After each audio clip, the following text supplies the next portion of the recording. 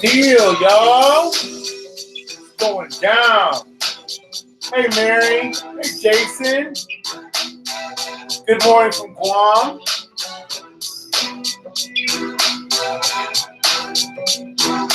Hey, Carol. Mark. On time. Me too. If you're starting to lay off people, you need to start really looking at options to help people start to subjugate their whole, income. No matter. Daisy, you staying? Daisy, you staying? You in here, dog? Daisy, dog, in the hizzy. Already.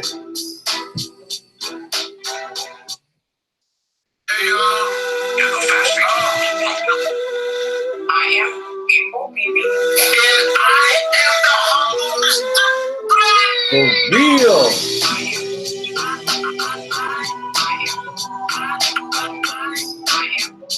What y'all doing?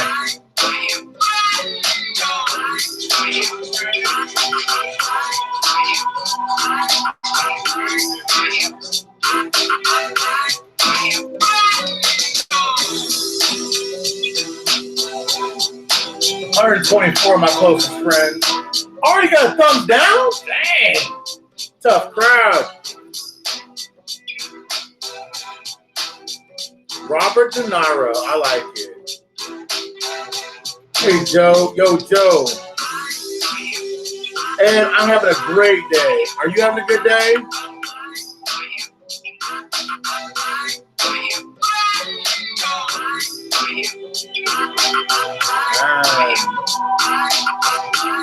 It is 7 o'clock. And you know what that means. You're tuned in to the live show on the internet. You're tuned into what we like to call the status of the Iraqi Dinar IQD. And with that status comes introductions. And with introductions come shout outs. And so I would like to go ahead and start with my lovely and most capable co-host. Status comes introductions. Ooh, listen to me. I'm April BB. And you know what it is? I got my new peeps on. I am Mr. Brando.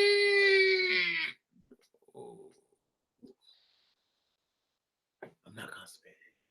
I'm just constipated with life. And with life comes love. And with love comes life. You guys should be excited. Now, I think a huge part about being in Dinar land is... Shout out to Mary. Shout out to Linda. What? Shout out somebody? Shout out to my girls. Gang, gang. Now, how about that? Okay. Go ahead. I'm sorry. What's up, Bethany? What's up, Mary? Gang, gang? Gang, gang. And another lady in the house is Daisy, gang, gang. Daisy, gang, gang? What's up, Daisy? Now, don't be barking. Daisy's in the hizzy. She now, is. Okay, go ahead. We have a lot to cover. We have a lot of news. There's a lot of bad information floating, a lot of good information floating. Miss BB's drinking a green drink. She'll be undoubtedly on fire in just a little while with the news because she is proper like that, not the you-know-what. She's going to be on fire. If not, I will cape her because I had some beans earlier. I had a bean burrito. No, I didn't. I just think about bean burritos, but I love them. And guess what? I'm going to get Pempe on the phone. And we're going green. We're juicing. Not OJ, but all green. Green life. You know what it is. Now, I guess I should get Pempe on the phone, huh? Pimpan is strong. It's Pimp Hands. What's up, Robert De Niro? That's why I said Robert De Niro. Robert De Niro. I like his name. Oh, De Niro, my bad. De Niro. I like that, man. I want my name to be Robert De Niro, for real. I'll be swimming with the fishes. Fishies. What's up, Principal Lex? Prince Lex. Robert De Niro, that is really pimp. Isn't that pimp? Hey, Sammy D. Oh my gosh, we got all these shout outs. Luke, hey, Uncle Luke, you got anybody shout out? What's up, legend? This is the whole fam. Hey, what's up, fam? Hey, The whole crew, right? I mean, like we're a kangaroo crew. I got a kick out of that gang thing. gang gang. I know, right? Do you want to do that one more time? I'm not familiar with gang No, gang. wait, real quick, before Miss April, I don't know if you ever seen on YouTube, there's this thing called Bad Lip Read. Have you ever seen that? Bad, what was it? It's called Bad Lip Read. No. What they do is they take existing videos and somebody mouths over and they make them say something different than what they're really saying. Yes. And there's this one with Chelsea Clinton, and she's like, "Let me say what's up to my homegirls, beep bop, scoop bop, beep beep, gang gang." It was like, it's funny. She goes, but to watch the whole video, it's really good. But there's one on there where Sarah Sanders is doing this press court, and she just is tearing up these people. She's got all these bad nicknames for them. She's talking smack them. The whole video is hilarious. If any of you guys want to see something funny, look up on YouTube, Bad Lip Read with Sarah Sanders press conference. That is hilarious. It is hilarious. I got it. I got it in my notes. Oh my God, y'all. Can I shout out something real quick? Gang gang. Go ahead. Dinar gang gang. I mean, for real, gang gang. Y'all, I don't think y'all remember this, but when we started this, we had exactly 39 people watching us. Remember? I don't think it was a little higher than that. It might have been 39 live. 39 subs on our first live feed. That was it, right? Possibly. That's what it was. I remember. It was real random. We just, That was pimpy. I got a major freaking shout out tonight, man. We are over 3.7 thousand subs. Oh my God, gang, for real. the kangaroo. The kangaroo gang. And listen to oh, Daisy. you hear Daisy? She's talking about. So you got Robin De Niro from the Good Dollars is in the house. I know, I'm right? rubbing Daisy. She's all excited. Hey, Uncle Lou. The one. No, doggy. No. The one thing. Shout out her gang. Gang, Daisy, shout your gang out. All the pups out there, don't go potty. No, don't go potty. She gotta go potty? No, she just being a good dog. Okay. No. You being good? Okay. Stop. Okay, I'll pet you. Okay, y'all. With that whole, I'm just so. I mean, let Daisy out, please. Okay. You're banished. Bye. She's a distraction, and people are like, "Come on, go visit your doggy friends." Go. Okay. She's going downstairs to keep with her doggy gang. So, but what are you about to say? I mean, seriously, y'all. I mean, for real. Fish Head Toronto's, I have to agree real quick. I'm sorry, but I just see something that Fish Head Toronto's posted. When this goes, he said, "I hope we all get together for drinks." I've been saying that to Mr. Brando in private. I go, we're going to have a dinar gathering somewhere in Vegas to really just kick it up and celebrate our success. So, We'll probably rent a hotel on a couple floors. I'm just saying. It'll be super squirrel top secret. If we all just kick in a little bit of our wealth, we should be able to afford one of those big, good, luxurious suites. Oh, yeah, for sure. Like, we're going to do it big. I mean, one thing that I want everybody on here to know, no matter what the time frame is, it's going to go. Right, Lou? I mean, we are in total agreement to that, right? I don't have, to me, we talked about this earlier. Right. It's no longer for me if it's going to, I'm way past that now. I'm way past it. Mm-hmm. I know it's going to hit. It's just a matter of when. So with if and when, we have to start to think about stuff like, I had a meeting today with Chase Bank, right? We talked about that, Lou. I talked about it with Mr. Frazier. He was out with his daughter. Shout out Mr. Frazier. Shout out my mom when she's watching. And I had a meeting with Chase Manhattan Bank today, right? And this is what the meeting was about wealth and what I was into. Like, I'm into a little bit of like, we're just into some different business aspects, right? Me and Miss BB. Mm-hmm. And so like the whole thing with the guy and me and I called Mr. Frazier first. I called Luther second. You were working, so I couldn't talk to you. Mm-hmm. But me and Uncle Lou, we talked about we talked about several things, right? Or should we go to the news first? Let's do the news first. Yeah, because when you say we talked about that one thing, there is never a one thing. There's Right. like a 100 thing. There's a big difference. Right. You're right, bro. You're right. So let's go ahead and do the news first. I'm gonna bounce it off of Uncle Lou just because. Now, real quick, I sent you some last minute stuff inside Facebook about the UK. Real quick, I just want to see if you had a chance to peep at that. No, I didn't. What does that say? Okay, don't worry about it. Don't worry. We'll kind of touch on it in a little bit. Okay, we'll touch on it. So, the official reading of the financial management law, if everybody doesn't remember, and me and Luther talked about it, it's supposed to be read today. It wasn't read today. Now they're talking about reading it Saturday, okay? But in the name of the people of the presidency of the basis, what was approved by the House of Representatives and approved by the President of the Republic, based on the provisions, Article 1 of Article 61 of Article 3 of Article 73 of the Constitution was issued. Now, it's a cross-reference of that article, and they talk about doing it later on. So, with that, I bring you... Hold on here.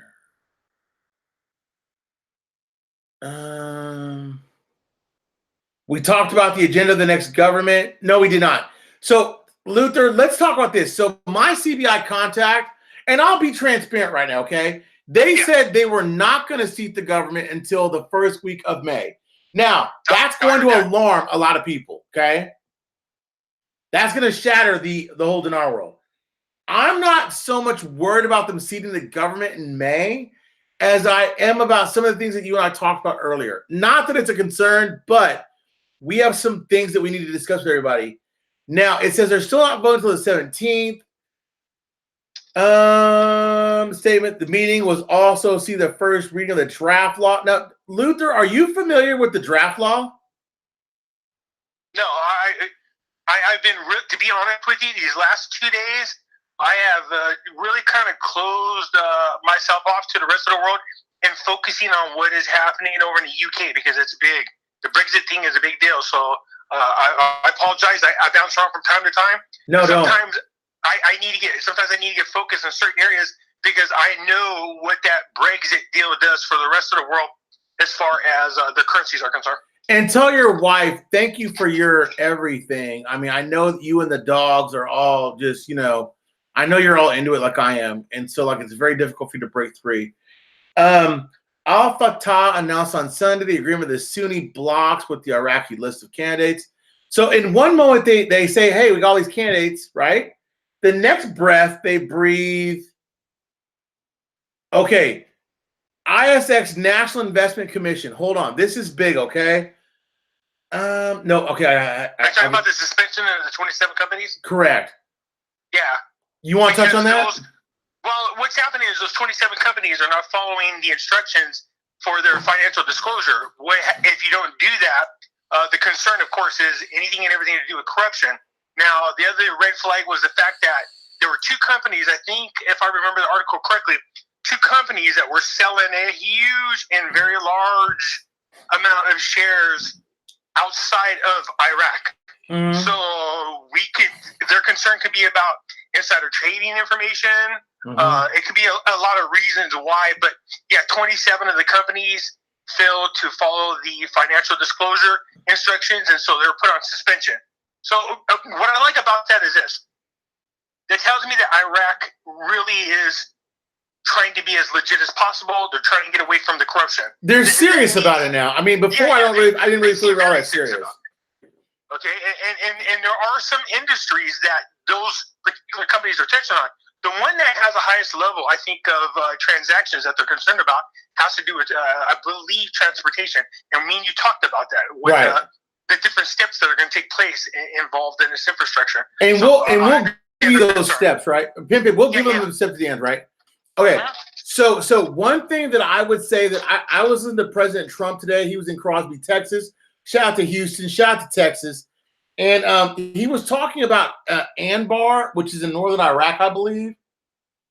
He was talking about we're going to control Anbar, we're going to control Midland, and they're going to control Venezuela, right? We talked about that, okay? Mm-hmm. And he said, but also in Alaska, their oil, and in Texas, their oil.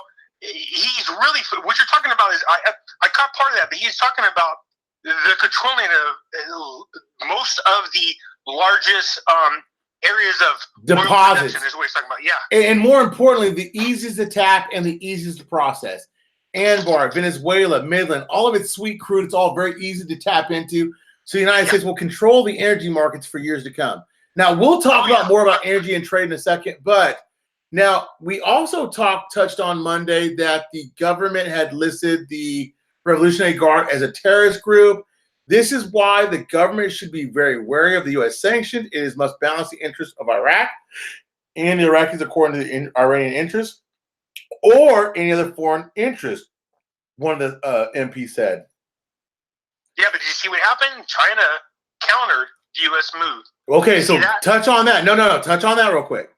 Okay, remember when we talked about this last, I said, this is smooth, what Trump did. Right. By labeling them a terrorist group, it also would force the hands of the European Union because their largest trade partner is Iran. Correct. By doing this, what they did, by designating them the terrorist group that they did, this forces the European Union to have to choose between the United States and Iran. So what do? You choose the United States, who's the most powerful military in the world, right, and has the most powerful buying power, or do you choose Iran, who's your largest trade partner, but that's not helping you in the future. But with that being said, China said, "Don't worry about it." They came up and swooped and picked up the slack. They said, "We're going to sign new trade agreements with the European Union, making up for the difference if they do turn away from Iran," which is really slick of what China did. Well, a lot of people don't understand that what's in the trade agreement with most people, financially speaking, is Russia, China, Iran, Syria, right? So we try at all times to make sure that we understand that even though China might have swooped in, they're broke, and China's desperately trying to pick up the slack because they want everybody to de-dollarize, and which we also do, but they want to do it for evil reasons. We don't do it for positive reasons. But they want them to de-dollarize, and they want people to become dependent, because what China does is, what people don't understand about China is this. China's kind of like the World Bank. When China comes in and says, we'll loan you money, we'll even loan you money cheaper than the World Bank. But once you do and you can't pay your bill, we're going to make you default, and when you default, we own you, right? And that's a negative aspect of China. Yeah, there's a bigger thing happening with China. In my opinion, they seem to be desperately reaching for straws. And the reason for that is this. Before Trump came along, our trade deficit with them was ridiculous. They actually were rebuilding their entire country and doing it quickly and starting to become the leader of the world economy. As a matter of fact, I think they had a thing called a China 2025, which means they plan on taking over the world by 2025. And then Trump came along and said, no, that ain't happening. And he slapped these tariffs on them. Now, the longer tariffs are on them, the more it hurts their economy. But here's where I want to go with this, and that is the more they try to tighten their grip, the more sands seep through their fingers. And what I mean by that, there's an article out today.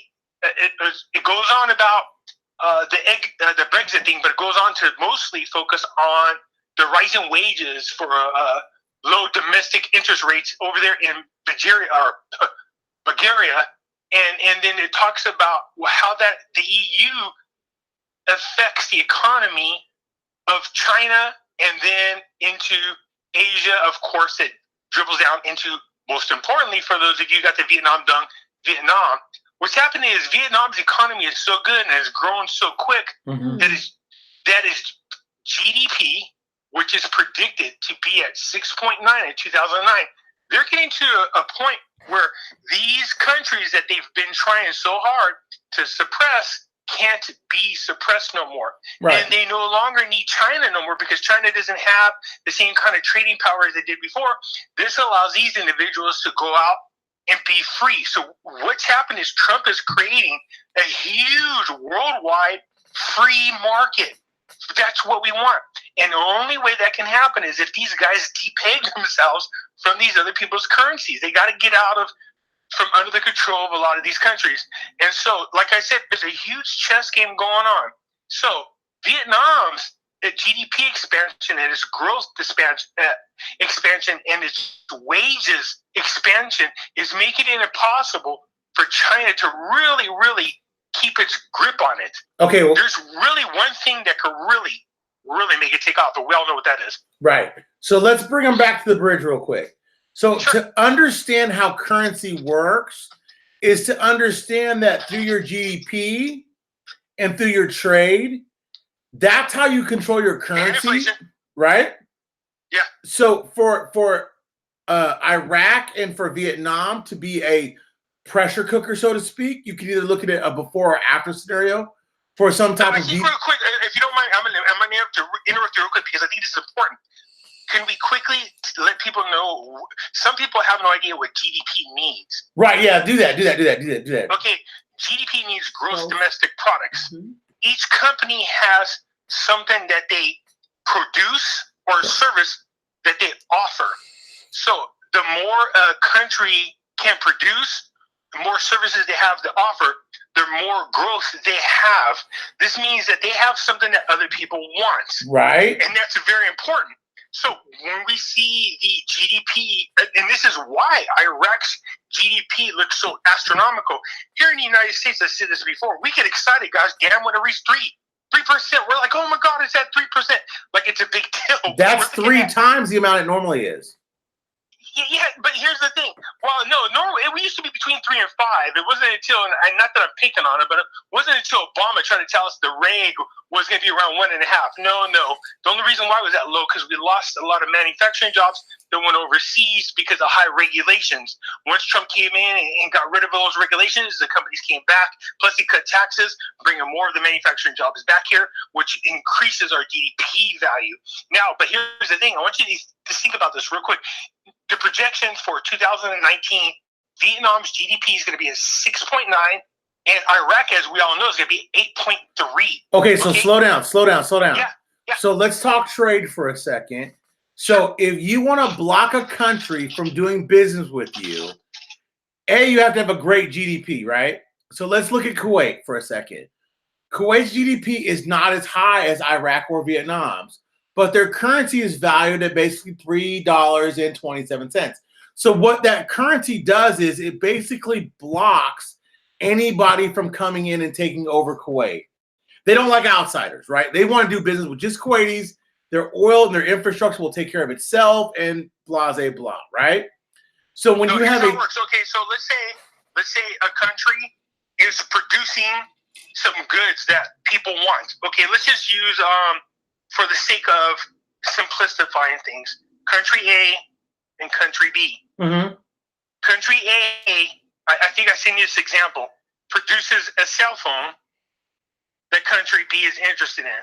Mm-hmm. Okay, but they sell the cell phones at $100 each, right? Mm-hmm.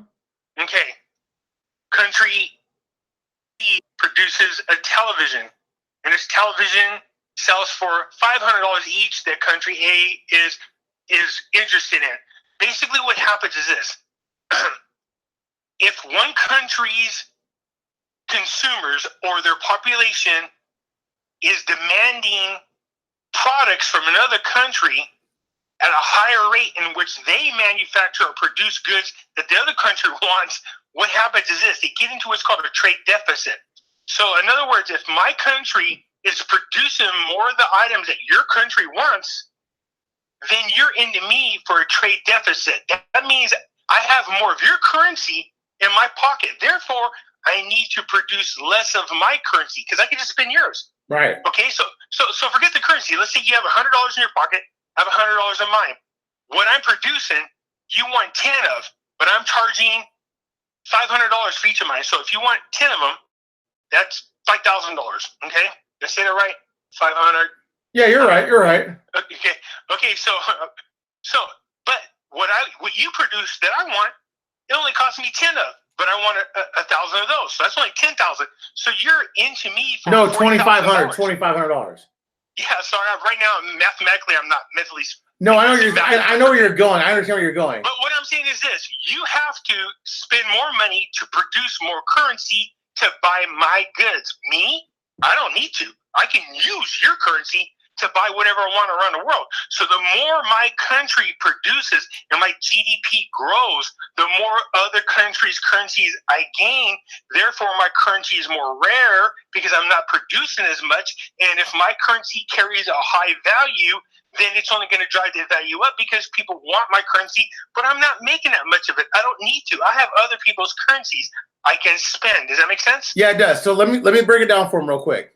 So if I've got a high export, my currency needs to be valued reasonably or high to protect my asset, which is my import. So a lot of people don't understand import and export. So what I'm saying to everybody is this. If I'm selling my goods back, what I want my currency, and this is why I always tell people, and this is where Pimp and I are different, but I want my currency to be fairly valued, right? But I want it valued just high enough that I can buy goods, I can buy services without having that trade deficit the opposite of where I want it to be. You see what I'm saying? So if I'm buying stuff from China, and that's what happened last year, goods from China were so cheap and there was a surplus because of the economy that we got to a trade deficit that we didn't want. We were upside down. Now, what Trump has done and what he's trying to do and he's doing is he's trying to even the playing field with tariffs to make their goods more expensive. So as that our money's more valuable, we buy it at the same cost, but it doesn't make us buy as much of it. It makes us seek other trade avenues via ourselves, via somebody else, via whatever. Or you make their goods so expensive that through taxes that the consumer is turned off because they're going, well, why do I want to spend more dollars on that good when I can buy it cheaper domestically? That's what. Okay, really so let me give them some examples, i.e. tobacco, i.e. alcohol, stuff like that.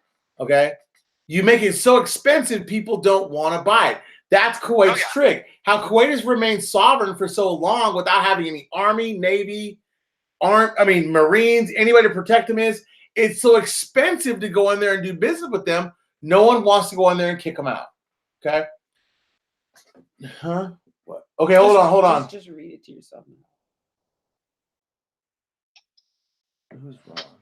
No, you don't have to say his name out loud. He's getting it. Just think supply and demand. That's probably the best way to do it. Okay. So let's go on. So anyway, the United States denies Iran a third of its economy.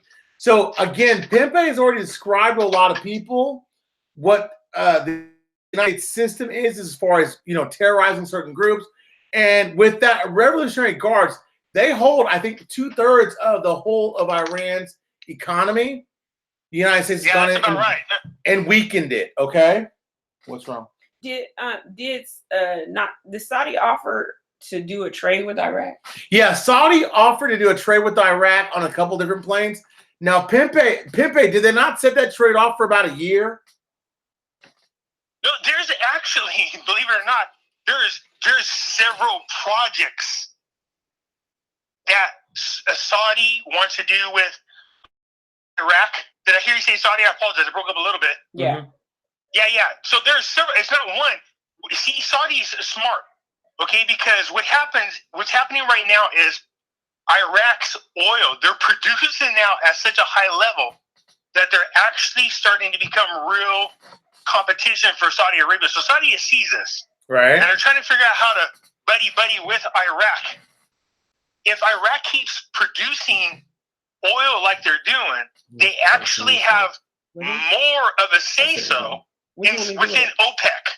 Okay? So Iraq's oil production becomes a threat within OPEC. So OPEC, or Saudi, has been controlling the oil pricing, so they become a cartel because they are the largest producers of oil within OPEC. But now Iraq's coming along and they're going, yeah, not so fast, buddies. We are producing just as much as you. So they, as well, are starting to have almost equal say in the worldwide market as far as pricing is concerned. This becomes a threat to the monopoly that Saudi has. So what Saudi's trying to do is figure out how to make a little brother and big brother get along real good, if you get my drift. I do. Now, I think a lot of people are confused about what's happening inside of Iran. Iran, people don't really realize it, that they're having their own basically civil war, and that the Financial Action Task Force has basically congratulated Iraq for its significant progress in addressing the strategic deficiencies in the areas of anti-money laundering. Now, they have specifically told them that compliance in their process will work with their FATF-style regional bodies, and as it continues to further strengthen the AMCFT regime. Now, what that means to people is because they're denying Iran, they're actually helping themselves. Now, the Iran process of doing business in the region is basically through fear and through a lot of things. But people don't realize that there's a huge faction in Iran that wants to go ahead and be compliant with the worldwide nuclear deal and do a lot of things that would make them in agreement with the world. And that's where the civil war is going to happen. If there's going to be a war, it's going to be within Iran, Russia, and China.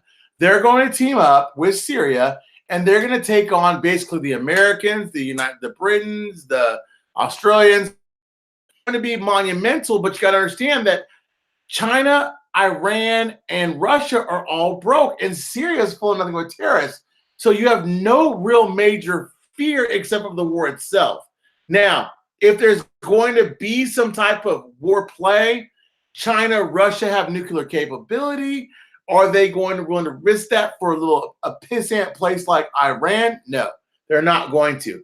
Because remember this, China's got per capita probably almost or more people per capita as the United States. They're not going to risk feeding their people, right, to make sure that they go into a war that they cannot win. The problem with Iran is they try to make themselves such a force on the world scene that they totally neglected their own people. They're so busy funding terrorists and keeping themselves rich and trying to do something in Syria that they totally neglected people. And by doing that, now the people are rebelling against them. Correct. That's what you're saying. But I want to real quickly, just Robert Dinaro has asked me a question I see there. Go ahead. In regards to Brexit, how close is Brexit to happening? And this is what I'm going to say. What I don't like about Brexit is the 1 year delay. I think the faster they get out of there, the better they are. See, here's what I think people need to realize is this. The Brexit is a huge loss to the European Union. They are their largest chunk of money.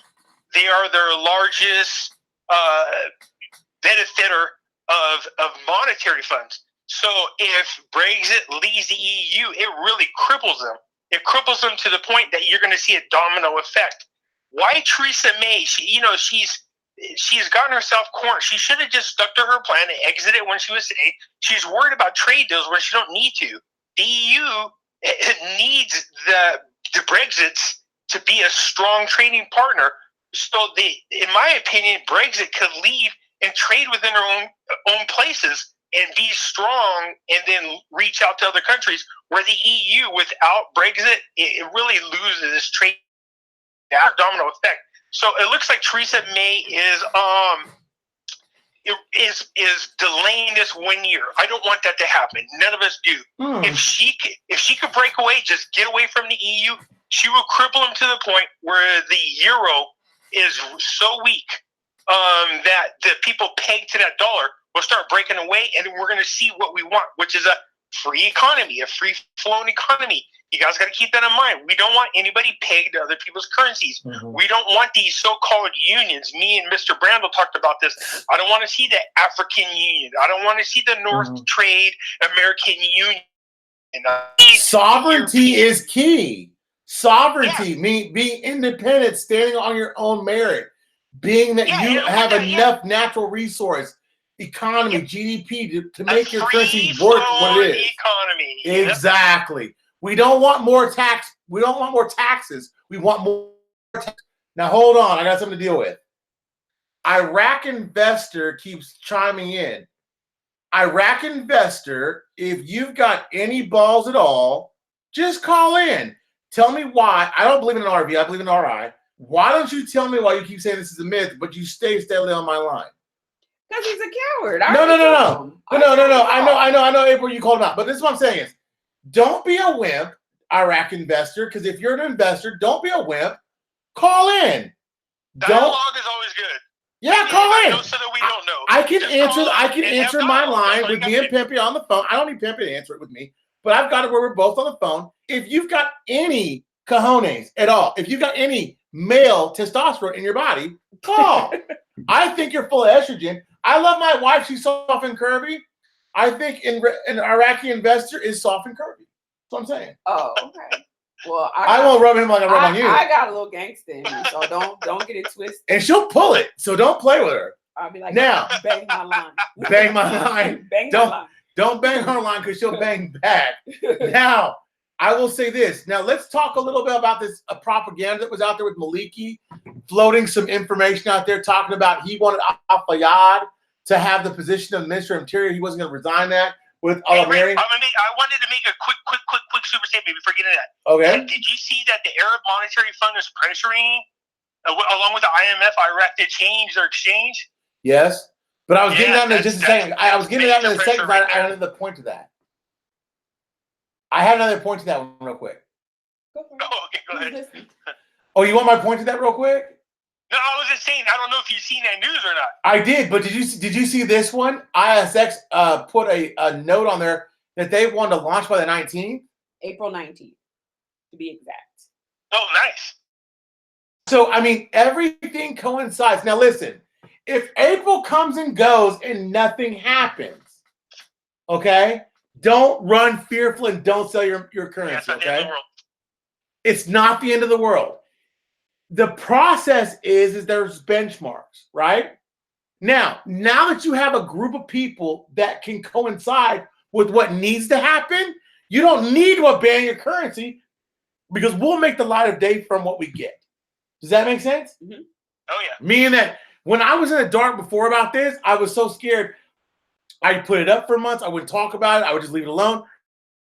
But now that I understand where I am, I know where I'm going. So if it doesn't happen in April, don't freak out. My contact out of Iraq told me, and I'll be honest, they are not going to seat the government till May. That didn't scare me. You see what I'm saying? But, okay, I thought that we necessarily don't need the We government. don't. Okay. We don't need everything we need except for the acceptance of Article 8 and maybe a transition or two from a bill or two. The financial laws are going to affect, or they're going to vote on it on the 17th. There's a few little things, but April's still good. But if it doesn't happen in April, don't freak out.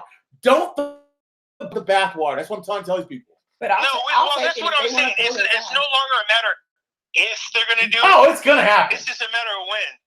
I think that's what we're trying to pin down now. Mm-hmm. I don't have, there's no fiber in my body thinks, I wonder if this Me is neither. going to happen. I'm no Me longer neither. there. I'm way past that. Yeah, I'll go on record right now and say this.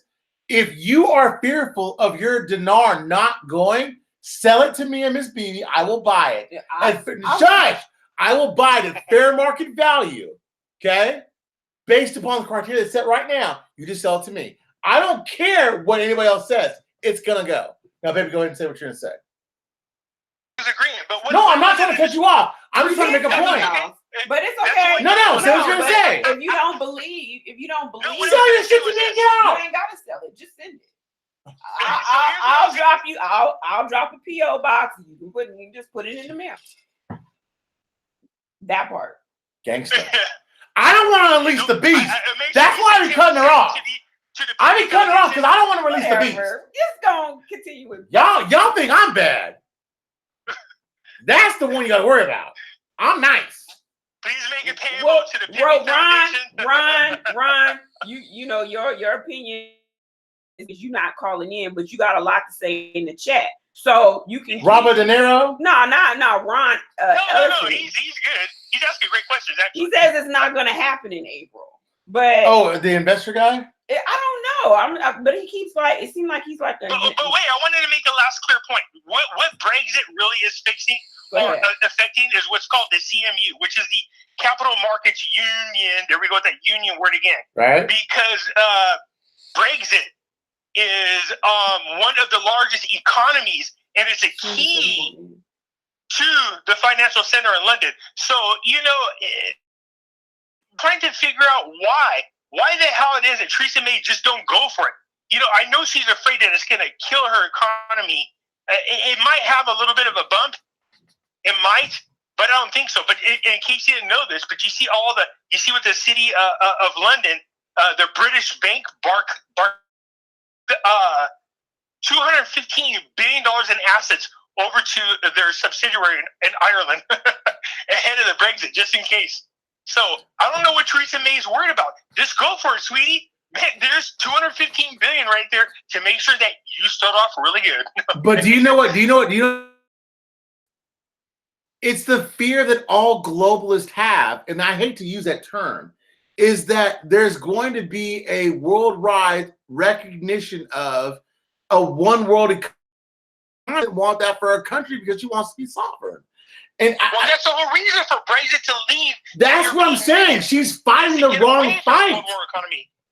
Okay, so you have the globalists who think that everybody should be under whether you believe it or not, the one world economy, the one world currency, the one world everything, the new world order.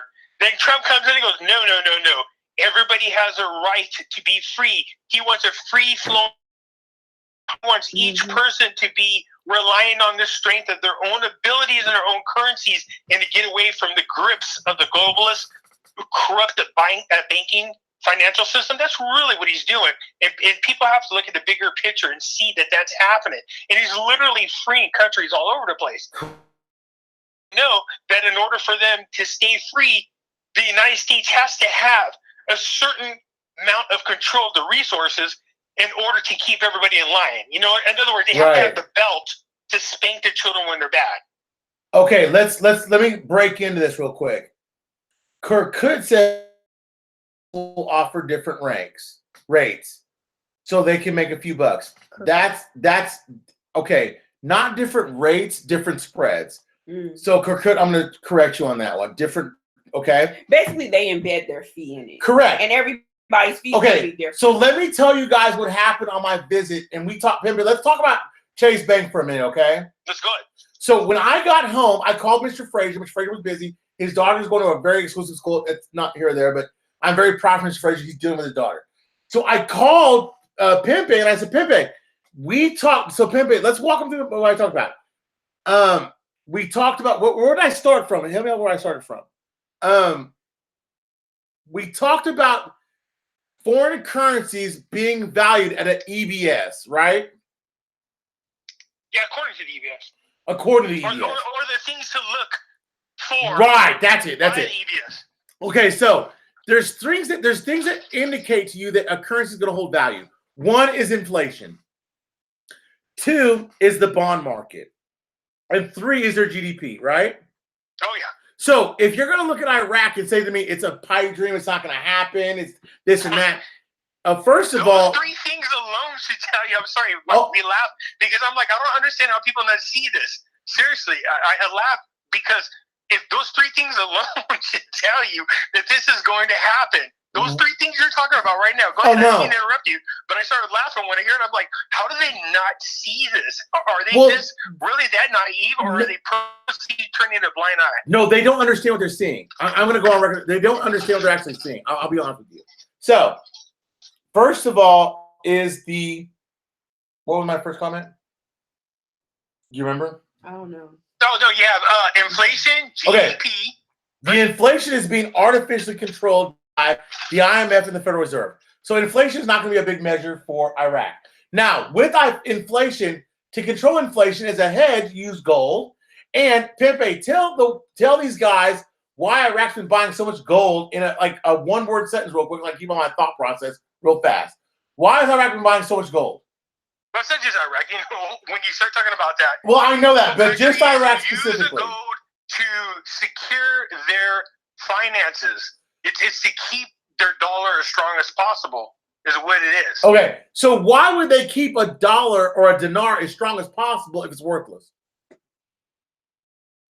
The dinar is going to be stronger than people anticipate. Me and you talked about this. Well, I know that, but for the layperson, that doesn't understand how geopolitics or geoeconomics work, is this. Okay, let's go over what we talked about earlier. Okay. What did I say we've seen happening? What are other countries starting to want to trade in? Tell me. The dinar. Correct. So there's a supply and a demand. The Jordanians, Iran wanted to, Saudi Arabia, over there Qatar, Korean, all of them are saying let's trade, but let's trade in dinars. What that does is the more your currency is used, there's more of a demand for it. The more the demand, the more the value. That's one step that he was talking about. Now, but what do you really, in order to do infrastructure, like we talked about, in order for the bonds to be strong, that means your country has to have something that people are interested in investing in. Now, hold on. The country's infrastructure is huge. Hold on. The bond market's going to be. Go ahead. Okay, let me cut you off real fast, okay? So what a lot of times in dinar land, people didn't understand about the bond market. Whenever they launched the bond market and it was in USD, it weakened the value of the dinar. So as you see the bond market open up and they're trading in dinar, the bond market with the inflation shows a positive outlook because they have a huge GDP. And allowing outside investors in other countries to invest into the bonds does the same thing. It makes the bond stronger. Exactly. The same premises. If the bonds are stronger, that means the demand for your dollar becomes stronger. And what happens is through the two, you're able to control your inflation. Correct. Because you don't have to inflate your money to keep up with the economy. The economy's doing strong. Therefore, inflation is kept down. No. Take them back. No. Value is strong. Pimpe, take it back to the bridge. Take it back to the bridge. The same framework works like this on the ISX. If you've got a strong infrastructure, correct? You don't have to worry about inflation. The system is the solution. Now here's the ISX plays off of everything that's going on within the country. Remember, we talked about how one industry feeds off the other. We talked about that earlier. So it starts a chain reaction. I told Mr. Brando that I went to look at all the companies listed on the ISX. And I noticed that there seems to be strategically certain sectors that are listed on there that caught my attention. I thought that's weird that it's listed this way. So let me tell you what we have. We have the banking sector, insurance sector, investment sector, agriculture, hotel, and one thing is called industry and a service sector. Okay, so if Iraq is going to be built from the ground up, we have to start first looking at the banking sector because the banking sector helps finance everything that's going on, right? Hold on, right there. Yeah. In banks, the way it works is if I don't loan any money out at an interest rate, okay, I don't ever make any money. So if I don't take deposits and I don't loan money out, those are two basic bank services. That's how you're going to make money, okay? Well, your banking is helping people pay payroll, buy new equipment, buy materials that need to build up. Those people go out, they make a living. They pay taxes. It comes back into your economy. They go out, they buy shoes, they buy clothes. You see how it affects the economy? But basically, everything. But down to the stupid and ridiculous is deposits and loans. That's all it is. Yeah, pretty much. That's all it is. Now, we can dress it up. I can make any pick we want to be. Is taking my money and pay me 2% on all the money at deposit, but they're loaning my money out at 10%. Well, now they're making 8% on the money that's inside the bank. Okay, hold on. What's going on with the lower denoms? The lower denominations aren't going to come out until there's stability in Iraq that we haven't seen yet. Okay. I agreed upon benchmarks that are set by the IMF. Now, an interesting thing about the lower denominations is, would you rather see the lower denominations come out or the ISX launched? ISX launched. My point exactly. You're looking for indicators that just indicate the long run. People in dinar land are so conditioned to believe in lower denominations, Article 8, this, that, and the third, that they don't think of the big picture. The big picture is this. When you see the geopolitical scene for what it really is, which is the bond market, which is trade, which is them loaning money out, which is them accepting infrastructure and having international companies being able the ability to go out and do business. That is better than the lower denominations and a key.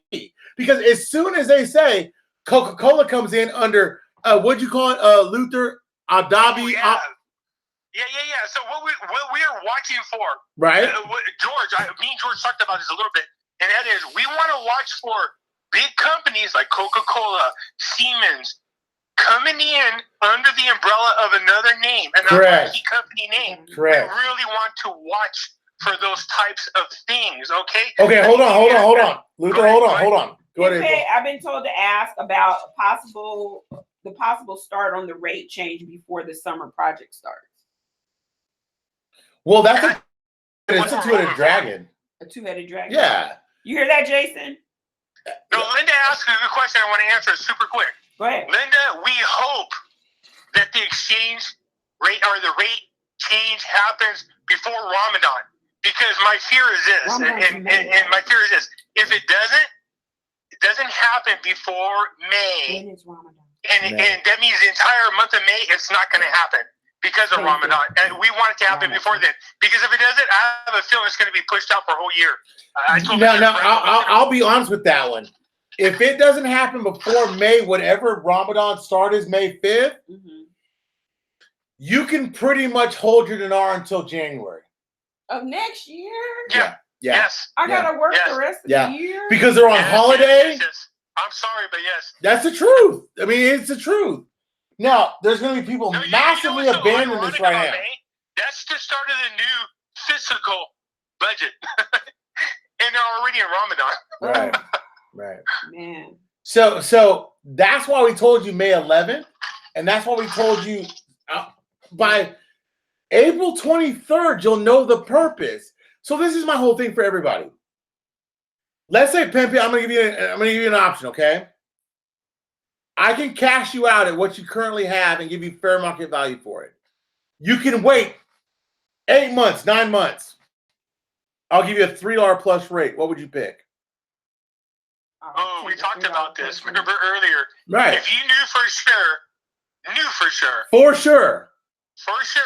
that the NAR rate was going to change, right? But it wasn't going to happen for 5 years. I'll give you forget 5 years. I'm talking 8 months. 8 months even. Okay, 8 months. Some people would get frustrated. They would give up. Not me. I would start buying more. I'm in it to win it. I mean, if you're a coward and you're scared money goes to church. Sell me your currency. I'll buy it. That's funny. Yeah, scared money goes to church. I'm a poker player, so scared money to us is don't show up to the poker game or poker tournament hoping to win because you need the money. We call it scared money because you lose every time because it affects the way you think. So if you're betting on scared money with a dinar, in other words, if your whole entire financial future is, oh my God, this thing needs to hit because if it don't, this is going to happen. Scared money don't work. It doesn't work. It don't. No, this is the type of thing you invest in and go, look, I can afford to put it to the side. And when it hits, it hits. You know, it's not a matter of if. It's not that at all. No more. It's not a matter of hitting 5 years. It's like I hit in 8 months tops. To go, it has to go between now and January, February next year. It has to, because they have too much infrastructure and too many people want to come in internationally that they can't do business internationally. That's it. Every fiber in my body says it's going to hit in April. Me too. Mine too. In March, but it has to in April. I agree with Linda. And we want to make sure it happens before Ramadan. You know what I need? I need it to happen between now and Ramadan. That's what I need. There you go. I'm just being real. I want between now and Ramadan. April, I love April, but if it doesn't, I'm in it for the long haul. I'll never sell my dinar. I don't care.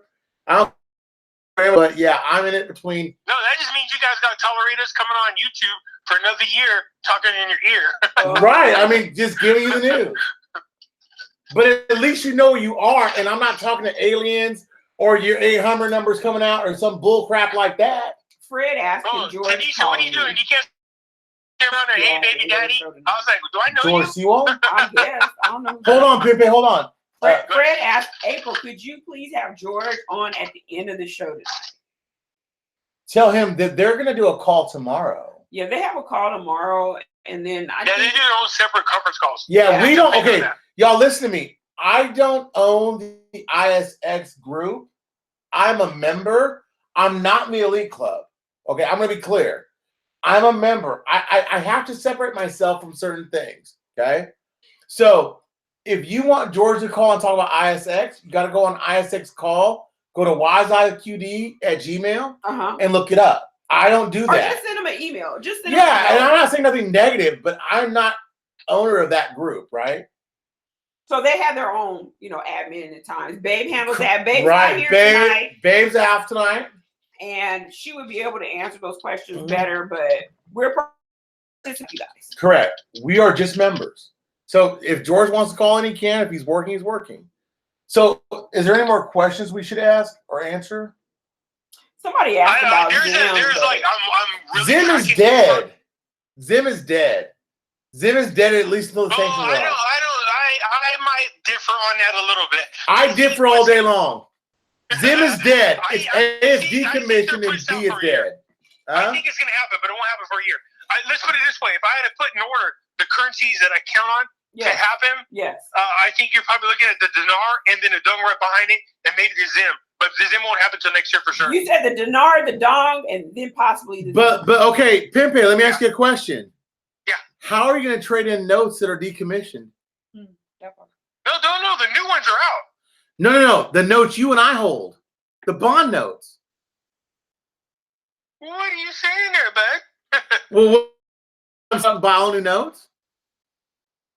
Oh, so were you saying once the rate exchange changes? Oh, yeah. Because think about it. Please. If you own, hold on. Gold and silver. If you, that's my man right there. I have it written down. Wait a minute. What's 80, and this is not an exaggeration. I'm going to remodel my house, pay it off, pay off all my debt. Okay. In my safe, I'm going to hold about $10,000 cash for emergencies. 80% of the remaining money goes into gold and silver, mostly silver, but gold will be there. And then the other money that's sitting around, well, hell, we're going to be in Vegas getting stupid. That's what's going to be happening. Well, okay. But Pimpe, hold on, Pimpe. Yeah.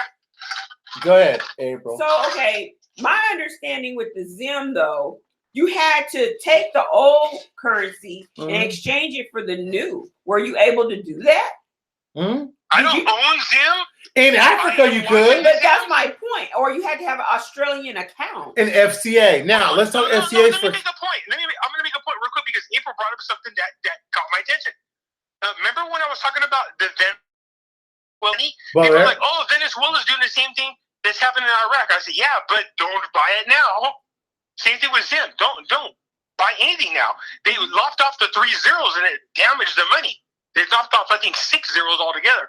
So the thing is, just like Venezuela, when a new leader takes over, and they make their assessment as to whether or not the currency is no longer any good, if they say yeah, well then jump over. Pimpe, we got more questions. The answer to that question is this. If they lop the currency and they start over, your currency that you hold is worthless. The Zim, you're worthless. I don't care what anybody says. It's worthless. Okay, so you guys, is the dong, hold on. Is the dong alive? And what do you think? When do you think it'll go? The dong's in play. The dong, to me, will go after the China and America negotiations. This is just my opinion. I think it's going to go around the same time as the dinar. But I think what we're waiting for is the China trade agreement. Yeah, everything holding it up. That's my whole thing. When you see China and America, their agreement over, the dong will be somewhere in place shortly after. We got a few more questions. Hold on, Pimpe. No, go ahead. While you're thinking real quick, Sharon, silver and copper. Copper's good, but you can buy it really cheap. It's going to go up. Think about commodities at this time. Copper for bullets. People get panicky when the market crashes. Right. So, yeah, you can buy it really cheap right now. But silver and gold. Gold is going to shoot. Like this is what me and Mr. Brando talk about. Yeah. I said, look, in the worst case scenario, you want 1,000 ounces of silver, right, and 20 ounces of gold, if the bare minimum. Minimum. So the first things you do is go after the silver. Now, after that, if you could add to your collection, then by all means, boo boo, do your thing. I say add to the silver because silver has always been horizontal to gold value, but 40 years out of the total 300 years, it has not been horizontal. It's being suppressed by is going to shoot up. JP Morgan Chase is the largest holder of silver in the world. I found that out today. Yes. So here's my theory is this. JP Morgan is suppressing the value of silver because they've sold for 33 years so many puts, which means they expect the value of, or they bet on the trade value of silver to go down instead of up, and people keep falling for their tricks. In order to cover their puts, they need to have a large amount of real silver. And what happens is then whenever they stop offering puts, the market is going to skyrocket. Now, keep in mind, silver is only second to oil in commodities that offer more different uses. So oil has the most uses of all commodities. That's why it's really, really valuable. Silver has the second most, but there's more gold that has been mined than silver. The amount of silver that's been mined is extremely low. So you're going to see the value of silver shoot up. Right now, silver is ridiculously cheap. It's like less than, just barely over $15 an ounce. And for those of you who are thinking about it, I say jump on it now if you can. Hey, buy 1 or 2 ounces a damn month. Just do what you need to do. Me, I'm a little different. You know, I buy somewhere between 10 and 20 ounces a month. I'm trying to get up to 1,000 ounces, and then from there, I'll take it. You know, you buy silver and gold, or just silver? Okay, hold on. You buy silver and you offset it with gold. Gold offsets the economy crashing. Silver offsets the market. Okay. Now, well, hey, Pimpe. Let's pretend like these people cashing their money, right? Everybody's a millionaire, right? Mm-hmm. Listen, I'm just throwing a hypothetical out there. People don't panic. Hurry, we got a minute. The market crashes and your dollars are taken by the bank, because this is what's going to happen. If your money's in the bank, they will literally take your money. They'll leave you with nothing, okay? Or, listen, so you went from being a millionaire again to being broke joke, okay? But physical gold and silver, if you keep it in your house, hidden in a safe, what happens is the dollar, whatever the current currency is, goes away, and we go over to the other side.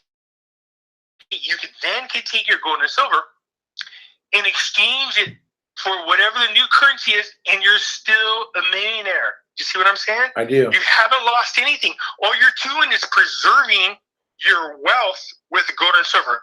It's not meant to get rich off of, although you can. But what you're really doing is preserving your wealth if a crash should ever happen. Or you can put Pimpe, I gotta let you go. I gotta close out. I'll let you go real quick. Thank you again for your analysis. Any feedback on the Indonesia crypto or currency? Excuse me. Not yet. No. Okay. Not on my point. Hey, wait. I have to say this because I know some of these guys out there know what it means. I laughed when I got a lot of people message me saying, hey, how the hell do we go from Pimpy talking like Speedy Gonzalez to all of a sudden, what was that guy? Fidel Castro. Fidel Castro came on, sound like Slowpoke Rodriguez. She said it took me a long time to slow down. Okay, there was a word. Funny jokes. Hey, bro. Good to have you. We'll talk later on. As long as we got geopolitics to talk about, you and I will do it together. I'll let you go, okay? I got to close this out, and we'll talk later on tonight, okay? Sounds good. All right. Thanks, brother. Bye. Okay. So you guys understand this. Are we out of the woods yet? No. Are we here till we get out of the woods yet? Yes. Understand this. It's a journey, not a step. If you're looking to get rich quick, get off now. It'll happen later. Understand that we're here to help you along the way with strategic plans to help you realize your wealth. With that, I say this. From my wife to you, from me to you, we love you, and we hope that you realize every dream and everything you ever wanted, and we are going to bid you good night. Correct? Keep it classy, San Diego.